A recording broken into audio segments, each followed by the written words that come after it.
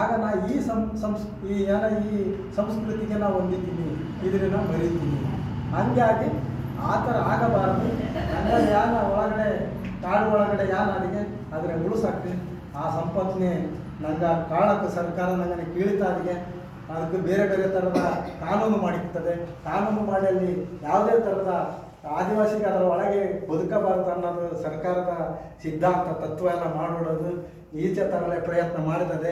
ಆದರೆ ಅದೆಲ್ಲ ನಂಗೆ ಏನ ಕಾಡು ಒಳಗೆ ಇರೋ ನಂಗೆ ಏನು ಆದಿವಾಸಿಗ ಹೊರಗಡೆ ಇರೋ ಆದಿವಾಸಿಗ ಎಲ್ಲರೂ ಕೂಡ ಅದರ ಬಗ್ಗೆ ಚಿಂತೆ ಮಾಡಿ ಅದರಲ್ಲಿ ಉಳಿಸಲು ಪ್ರಯತ್ನ ಮಾಡೋದು.